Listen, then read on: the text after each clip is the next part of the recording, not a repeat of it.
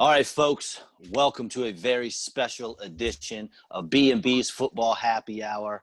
I'm Bobby with my man Brian, and as you can see, we are joined by a 15-year NFL veteran, a two-time All-Pro, former Philadelphia Eagle, Arizona Cardinal, Jacksonville Jaguar, Cincinnati Bengals, Chicago Bear, former coach with the New York Jets, the St. Louis and LA Rams, the Cleveland Browns, currently coaching with Western Carolina University, member of the Wilmington Area Hall of Fame, Western Carolina Hall of Fame, Philadelphia Eagles Hall of Fame, and in my humble opinion, future NFL Hall of Famer due to his 121 and a half career sacks. Please welcome one of the greatest sack artists of all time, Clyde Simmons. How you doing, Clyde?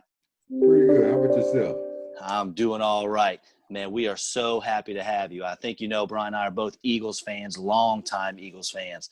So I remember running around as a little kid watching you on the field, and it is a pleasure to have you here. It's my pleasure to be here, guys. My pleasure.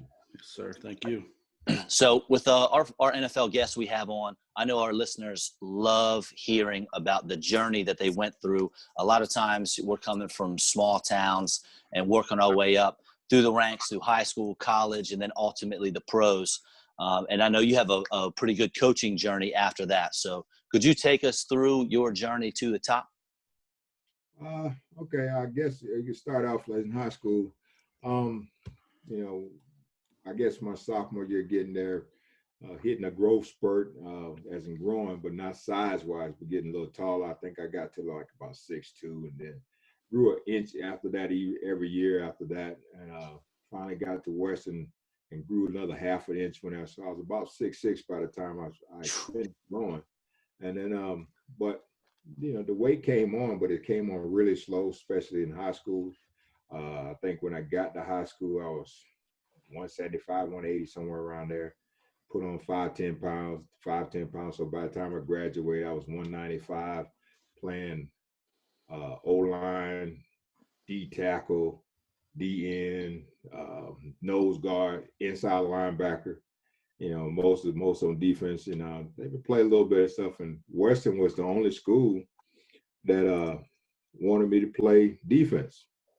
The rest of them was like, okay, smaller schools or historically black colleges was actually becoming to be a tackle. And as I got older, moving to a guard, the Citadel was like, oh, we're going to play you at tight end, but don't y'all run the option? Y'all don't throw the ball. So, okay, you're a blocker. All right. So I was like, okay. Plus, I didn't think I could handle being a freshman walking in the gutters and the uniform and all the stuff right there. So, and then it was, I think they get up at 5, 6 in the morning or something crazy like that. Yeah. At 17, 18 years old, 5, 6 in the morning was like a punishment. So I don't think I'm built for that. So I came up to Western as a last-minute visit because my coach, Joe Miller, God bless his soul, he went to Western, sent some tape up to the coaches up at Western, and they came in with a last-minute visit offer. Made a decision to come up to Western, and I didn't have a clue about where they was going to play me because they was like, well, we don't know where we're going to play yet anyway. It'd probably be linebacker, outside linebacker, in, tackle. They ain't say nose guard, thank God.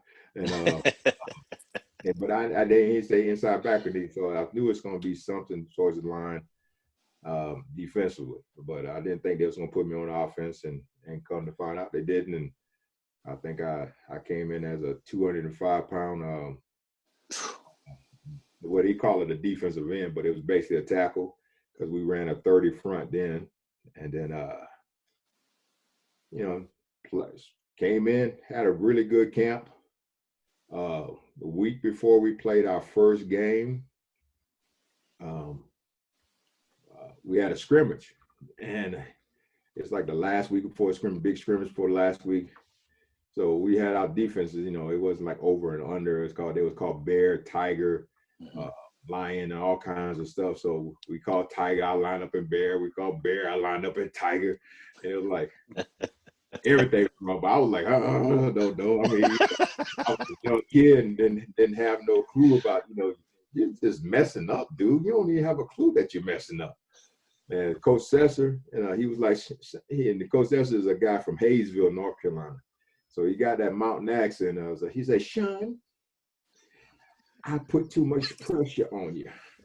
I'm gonna do.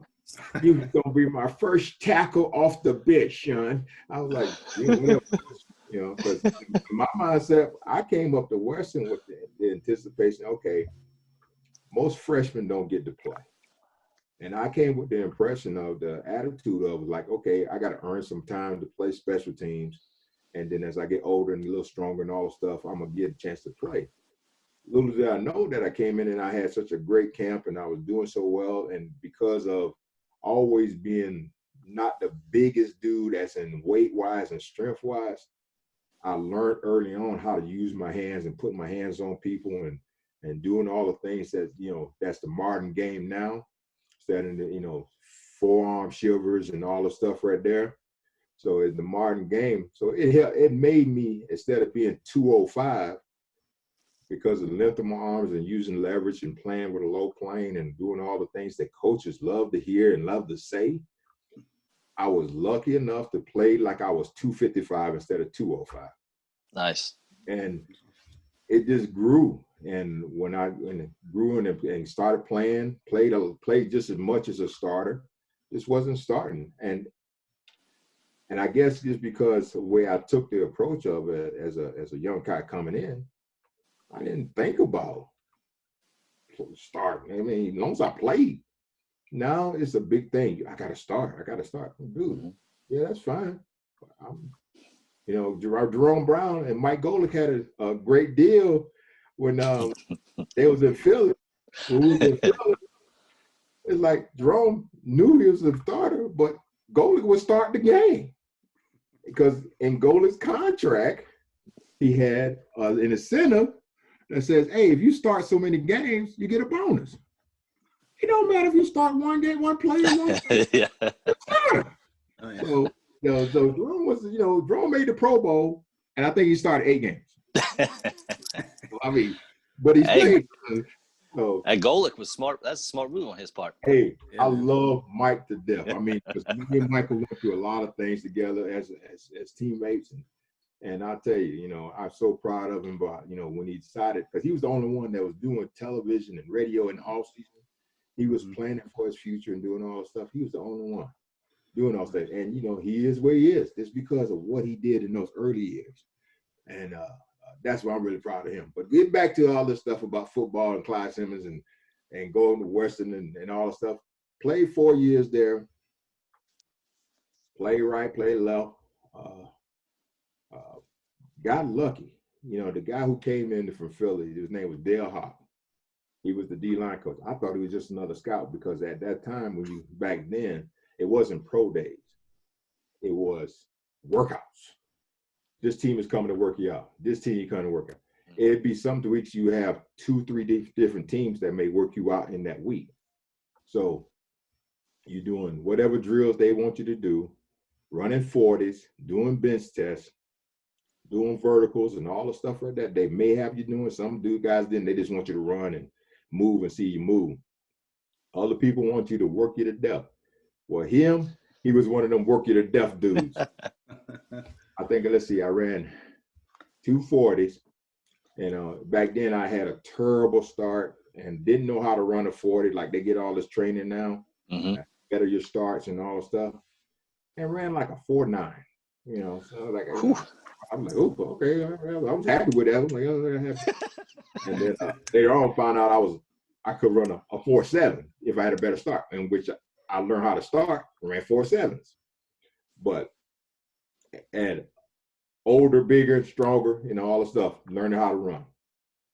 So he worked me out between the up downs, or some people call them belly flops, burpees, all that stuff.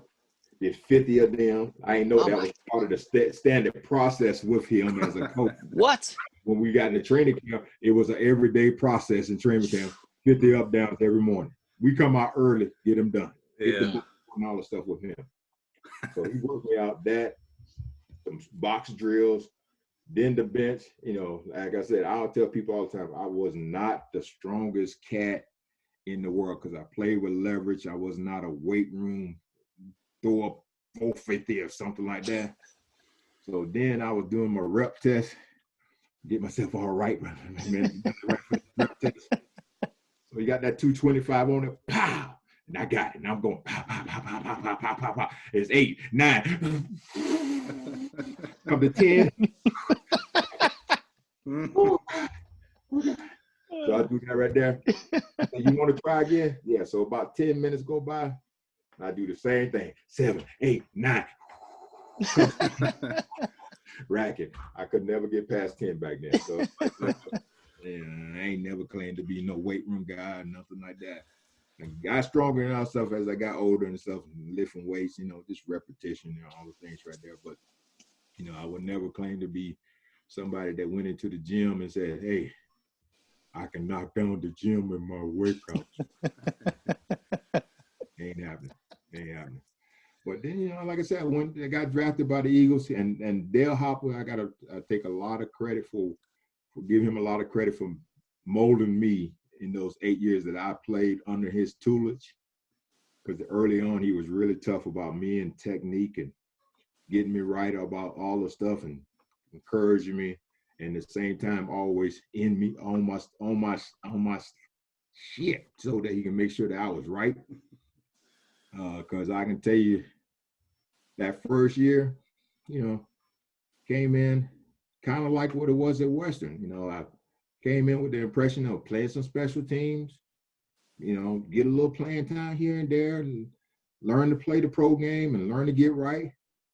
But Greg Brown got hurt in the preseason, ended up starting 2 preseason games. Got a sack and a safety. I think week 2, week 3 or something like that, and played the 4th game, played well. I don't know nothing about the program. I just know that I'm playing, and I'm still nervous that I ain't gonna make this ball club because I'm too little. And these big old behemoths, and I'm tall, but I come in the building. Me and Seth talk about this all the time.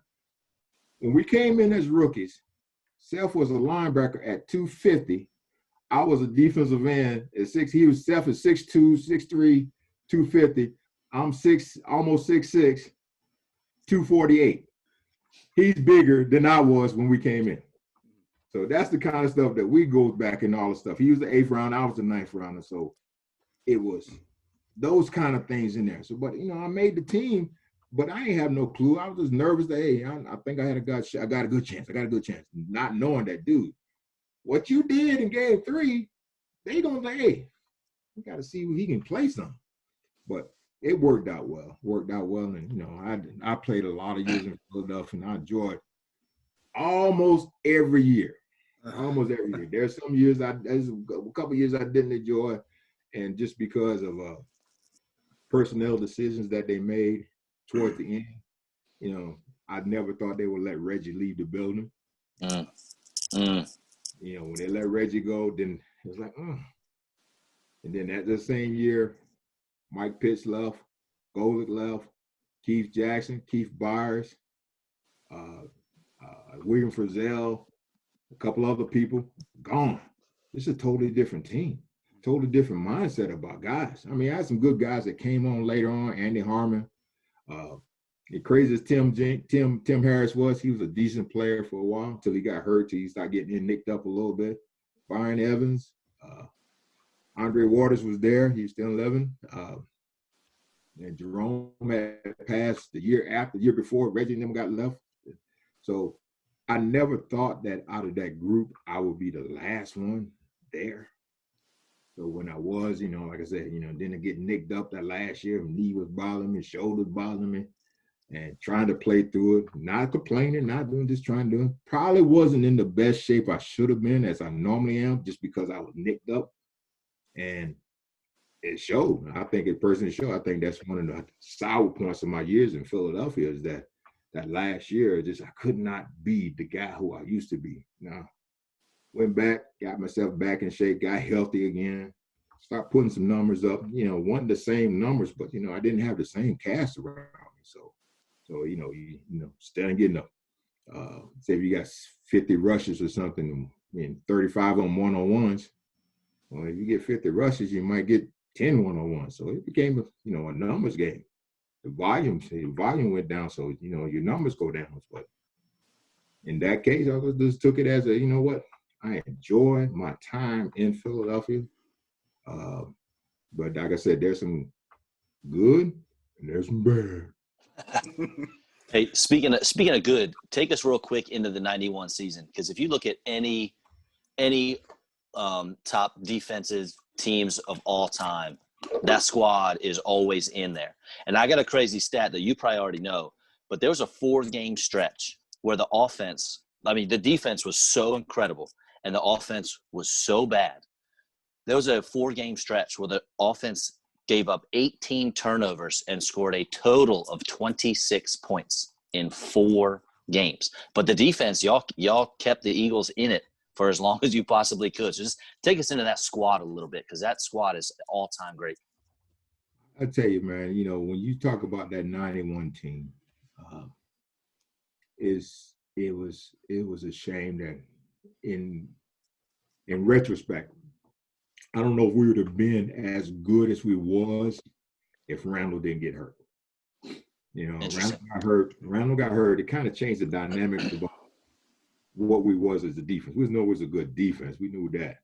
But we didn't have the mindset that we got to hold people to 2 touchdowns. We can't let them score 2 touchdowns. And that mindset we got in, and it got to be pretty salty about us stuff right now. Because we lost to Washington 30-0 on a Monday night game and gave up 120-something yards of total offense. 30-0. That's incredible. And it's stuff like that. And then, we go to Tampa, and I think at the time they was probably the worst pass defense and the top run defense, and we trying to run the ball. And then we come back and play New Orleans. They the top pass defense, and we trying to throw the ball. And it was like, what this dude thinking about, But as a younger guy, or not so young then, I was middle, that's fifth or sixth year, somewhere around there. But I wasn't one that says, voice my opinions about the play call and all the stuff. Hey, the coaches coach, the players play. That's just how I am, and I've been that way always and all the stuff. May not agree, but that's how I am. Yeah. Now you talk. Sorry, man. What was that? Go ahead. Sorry. Yeah, but that defense, man, I tell you that up front, who we had. Mm-hmm. And we had Self at left, Byron at the mic. And it started off as Jesse Smalls at the right outside, but they had a young backer there named William Thomas. And Willie T could run. He was physical, but he just was small. That's all. But you never knew that from his play that he was a 210-pound outside backer. Mm. So he learned all the stuff right there, and doing that stuff. Eric Allen at one corner, Ben Smith at the other. Isaiah Jenkins come in after Ben gets hurt. I know people call him toast and all the stuff right there, but Isaiah that year was really good for us. Then you had Wes Hopkins and Andre Waters at the safety. Terry Hogue come in there on nickel. There's a couple of the guys that was, I think John Booty and someone else, I can't remember his name right now, but we had some really good players. And then you talk about Golden coming in being that third tackle. We had a 5-man rotation, which inside with 3. Me and Reggie didn't come off the game, which is different from today's game. It's a rotational thing. So imagine if you think about this right here. Dallas started it back then. What if we would have been able to rotate and stay fresher? Mm-hmm. How much better we could have been? People don't realize, that we played for the majority up front, and the backers too. we played 100% of the time between the 5 of us up front and maybe three linebackers. And then the safety, secondary usually play most of the time anyway, even today's game, unless they got some guys they can substitute. But what if you almost nobody plays 100% of snaps up front anymore. I mean, nobody. Yeah, that's crazy. Now, you talked a little bit about your career in Philly. You got banged up a little bit, but when you look back at it, man, you never missed a game. And It's incredible. Played 15 years in the NFL, man. First and foremost, how the heck did you do that? Yeah. Especially, just these first 2 weeks in the NFL, man, these guys are, major injury after major injury. What are your thoughts on some of these guys going down, and how'd you just stay out there, man, for 15 years straight? You got to be lucky, first of all, and then you got to do the right things that's in your body, taking care of your body. You see, today's game is way different now, because it used to be you took time to rest, get your body, get your time in the offseason, get that. They probably still do it, but they ask so much of these guys now. So when they come in for these OTAs and all the stuff right there, they want them in shape, almost game shape, So it's not the same where you sit down and say, oh, you don't try and balloon up and get 10, 15, 20 pounds overweight. You may gain 5 pounds at the most, or 10 pounds or something like that. But you come into the point where you say, oh, I'm just want to just be 5, 10 pounds off. So it's not a hard, if something happens that I get nicked up and I can't run as much as I normally would to keep my weight down or get my weight down, you want to be somewhere close to it. But it's a matter of getting lucky. And because you think about this, I think I did a really good job of staying healthy long enough to play, not miss a game in my whole career. But think about Joe Thomas. When the play he started from day one as a rookie till he tore his bicep, which I was on that field when he did that right there. And I was like, we might have saw the last play of Joe Thomas's football career. Over 10,000 snaps and not miss a play. And that's impossible. Real stuff. And I'm saying, I'm thinking, I start doing the number crunching. Was there a year that I did not miss a defensive snap? And I was like, no. The closest I think I had in there was 95, 96%. Mm-hmm. And this dude has 100% over 10,000 snaps with 100%. I said, dude, I'm impressed with anybody who can do it once a career, 1 year. You did this thing for 10 years straight. It's unreal. And, and wasn't like he was a slappy. He was, and you watch, and I would get in there and do my thing at the evening, and I would watch him when he come in the afternoons and evenings, because, he would get days off when I was in Cleveland. I'm like, how you get days off? But then I see him with them days off. Ain't a day off, because this dude is in there at 6:30, 7 o'clock at night working out. Yeah. In the weight room. And then they had this little mini pool and all that. He's swimming for a good 35 minutes. I'm like, dude, I knew I should swim when I was in high school and college. After 5-10 minutes, I'm good. I'm about to pass out. This dude,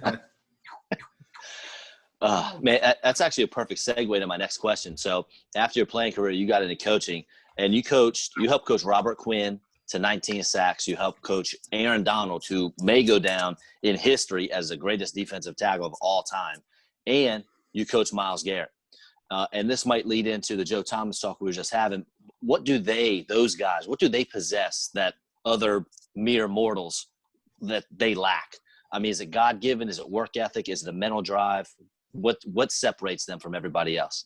I tell you, what separates guys like Aaron Donald, Robert Quinn, Joe Thomas, and all that stuff, don't get me wrong, they are physically gifted guys, all right? But there are a ton of guys that come on that are physically gifted.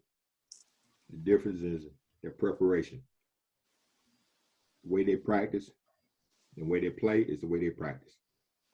All of those things right there, they set a tone for about how they want to get and who they want to be, and they work towards it every day when they're on the field. I'll tell you, Aaron Donald is a unique presence to me, because not only that he works on his craft on the field, he works on his craft off the field. His rookie year, I'm the assistant there in St. Louis. I'm passing out some papers the night before, so I always try to get my work done in the evening. So in the morning, I ain't got to be hustling and bustling around there trying to pass out stuff. So I'm doing my stuff there. I go into the defensive line's meeting room. The lights off, but I see light on inside. He's at the laptop watching film. It's 8:30, 9 o'clock at night in training camp. So that's a late evening for training camp. I'm like, what are you doing here? Because their curfew isn't not until 11 or something right there. So I'm like, what are you doing? Coach, I just want to see some other stuff in what we did today, and I want to watch some other things. I said, man, wow. And then I told him, he said, that's the kind of stuff in it. He ain't just watching himself.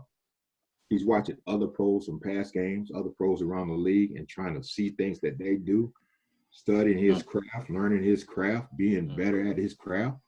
And it showed when he practiced and stuff like that, when he try stuff and do stuff. Plus, he may not be the tallest fella in the world, but he got arms of a length of a guy who's 6'7". He's got strength that he's probably a 5'6", 500-pound bencher, 700-pound squatter, that kind of stuff. Plus, he can run probably a 4.5 when he came out. And he had a get off like Robert Quinn. Robert Quinn was and Aaron Donald.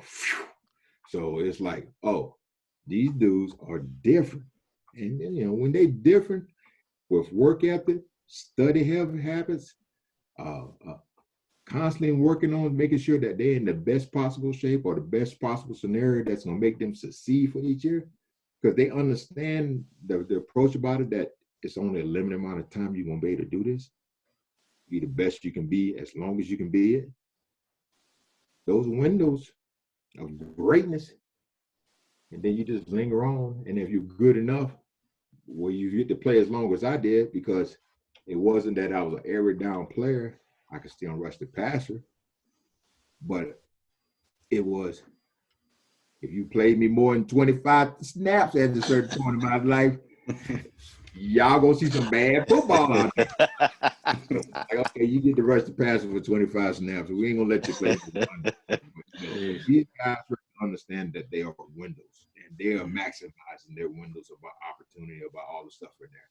So that's why I think they're good. Man, there's so many people that need to hear that. Like, I mean, high school athletes and college athletes and people even like in the business world or whatever you're doing, you can't rest on your laurels. Even if you're the best in the business, you got to keep working.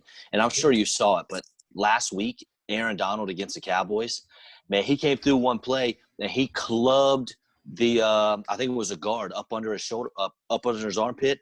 Yeah. And he laid him out. The guard laid the tackle out. And then Donald runs in and smashes Dak Prescott right when he let go of the ball. I mean, he single-handedly with one arm wiped out 2 NFL offensive linemen. It's incredible. Yeah, it's true. Amazing that he's doing still at such a high level.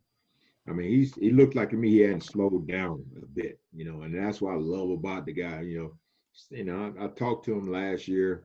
One of my players when I was at Missouri Baptist helping Joe Biden out there. Was like, Coach, can you get Aaron to send me a voicemail or something like that? I was like, let me check on him, because I'm like, I was expecting Aaron to say, Clyde, I ain't got time to do all this. Bam, he sent it to him. I'm like, oh, all right, dude, appreciate it. That's awesome. But that's what I appreciate about guys like that. All those dudes that I've worked with and all the stuff, still on the first name, first phone call basis. Some change the number, but then I get a text from somebody, hey, here's such and such number. Those are the kind of things right there that I appreciate about those guys, and it makes me feel good that I did have some influence on who they are as players, because I think they were great men when they walked into the building. And all I try to do is just be another older dude talking to a younger dude, the same way Greg Brown was to me, Kenny Clark was to me, Brian Darby, Tom Struthers, those guys, Reggie. It was an older cat talking to a younger cat, trying to make sure he understands that, hey, this is what the game is about, how to be a pro, what to do, how to do, also have a good time live life hard, but you play hard, you get a chance to live hard. Now, hopefully, it don't kill you before you're 55. I got lucky. I'm over 55. And it didn't. You made it. Yeah, man. House you made money it. now, buddy. I read an article saying you didn't really want to get into coaching when you finish your football career. So what sort of swayed your decision, I guess, to get back into the game and start helping young kids and coaching? That is true. When I can kick myself now, but but when I finished retiring, Greg Blosh said to me, he said, Clyde, coaching is the thankless job. And I was like, huh? And it basically what he was saying was, all you're doing is teaching somebody something you love and something you're good at. It's going to be thankless for you. You're just doing what you do, what you've been doing for 2 years here with me. That's all coaching is, what you've been doing for 2 years. And what I did was I went to see my son, my second son play. He was a 10th grade, 9th grade, 10th grade, 10th grade. And me and Steve Atwaters, our son, was playing at the same school. So we were sitting there watching the game, and it was like, and I'm watching these guys on defense, and I'm like, what are they teaching these clowns? I'm seeing something like, dude. Steve Atwater might run out there and hit somebody. Yeah, right. So 8th graders, 8-year-olds doing the same. This is 8-year-old pop on a kiddie pool's football. What are they doing? So, they changed head coach. He retired. I think they went second round, third round state playoffs or something. He retired. He'd been there a long time.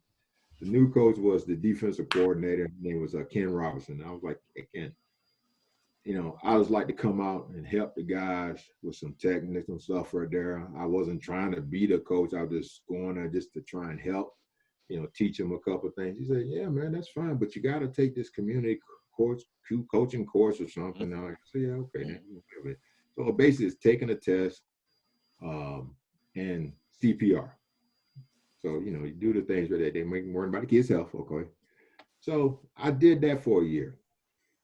Thinking, I didn't want to coach because I know what coaching requires and all that stuff. And then I had fun. I mean, don't get me wrong. We were little. I think my son, he was at the time 6'2", 6'3", and about 195, maybe a 200.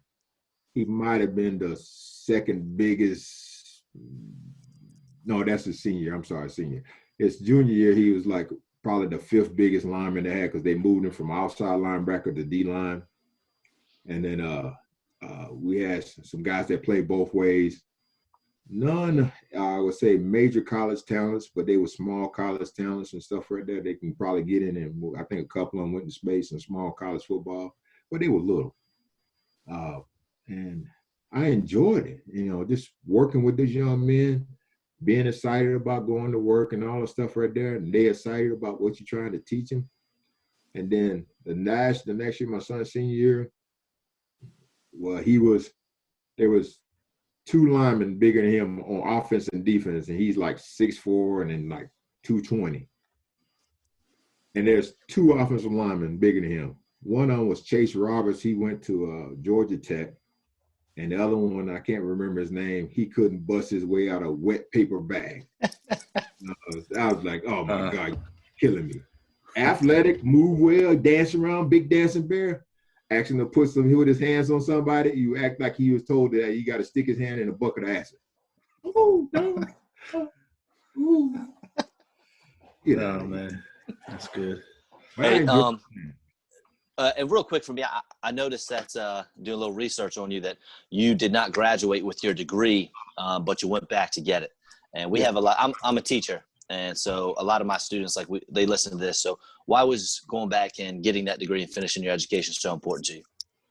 Well, it got to a point where I've been wanting to go back, and I was trying to do something early on before I officially made it a true commitment of going back. Was that I didn't want to get to a point where my children, it was the selfish motive for me. I didn't want my children to say, oh, well, you didn't finish. And you know how kids will give you that face. Oh yeah. Hell yeah. When they start doing stupid stuff, I look at it like, I finished my degree. There you go. I've been fortunate that, my kids are going to school. I got 3 that have graduated, 2 with masters. That's awesome. And I got 2 in college right now, and another one, he'll be in there in a few years. So my thing is that I'm gonna be working until I'm about 80. I got to keep myself somewhat healthy and all the stuff so that I make sure that, hey, y'all going to school, because if I can do it, y'all can do it. And that's absolutely great about it right there, because I tell these young men that I'm working with now, your number one priority when you came to school is to get a degree. Mm-hmm. Not to play football, is to get a degree. And the way you compete out here in the football is the same way you compete in the classroom. And if you don't compete in the classroom the same way, you're doing yourself a disservice. Because I'm here to tell you, no matter how long you play, it ends. Whether it's high school, college, if you're blessed enough to make it to the pros, it ends. And you don't want to be that guy that doesn't have any options when it all ends about the stuff. And being educated and all that stuff, you may not work in the same field that you get your degree in, but you become a guy who's got a chance of doing something else. And all you want is options, because the worst thing in the world is to be as a older dude in this world is to have no options. Mm-hmm. And then I just want these young men to know that, hey, you know what, you got options to do things in there. If you don't take advantage of your opportunities, shame on you. Yeah, man. Absolutely. That's good stuff. Now, I grew up in the southern part of New Jersey, so I grew up right outside of Philadelphia. My dad, he's a huge Eagles fan, and he really gave me no choice when I was growing up of what team I was to cheer for, and I'm still a huge Eagles fan to this day. My dad and my uncles, man, they love Buddy Ryan, so I know you played with him on the Eagles, and I think he coached you in Arizona as well. So Mm-hmm. what's a good Buddy Ryan story you could tell some of the guys were listening? And I don't know, what did you think of him as a coach? Was he as tough as it seems? I'll tell you what, maybe because I'm a little different than a lot of people. I like brutal honesty. I like people being honest with me. Uh-huh. Yes. And he was that, brutally honest. Now, I'll tell you a story. I'll tell you a quick story. I'll try to make it quick. Let's say that. All right. We was playing the Giants back in '86 when they won the Super. That year they won the Super Bowl, and they were pretty damn good, So they giving it to us right there. They beating the crap out of us early on and all the stuff right there, and they beating us in there. So somewhere in the third or fourth quarter, Buddy was like, "Hey, play them young guys. Just throw them out there." So I got thrown out there in the Bulls right there, right? So it was Bill Roberts, Damian Johnson playing left guard, left tackle. So I'm playing a 5 technique. Them jokers double team me, right? And I'm like, as soon as they got me, I knew I was gotten, because I was like, oh, I'm trying to get my feet on the ground. They just barely touching. They got me up in the air, right? And they just drive me off. And then they ain't just drive me this way. They drive me towards the sideline. And, they just kept going. And I'm steady. All I'm trying to do is get my feet on the ground, because them 2 summer guns, and, I want to say something else, but we talking public television. Yep. So them 2 summer guns took me and threw me out of bounds. And then they was at the sideline, and I'm looking up at them like this. These 2 jokers is high-fiving each other. And I was like, I'm saying to myself, all right, that's what I said. All right, okay. Now, the next day, I go in. I'm in there early, because I'm like, you know what? I'm sore. I thought I done played 80 plays. Body slam here, but doors all outdoors. But I'm in the weight room early, because I'm like, it ain't happening to me again like that. So we get into the films. My coach already came in and said, well, they got you. I thought he was going to rip me, but he's like, that's why I said sometimes he was that dude. Hey, I know when to get on him and know when to pick him up. But we get into film. Somebody used to come in film, right? He used to run film. And the way his grade was like, for a minus, he would say dumb A. No, minus was horse shit. Mental error was a dumbass.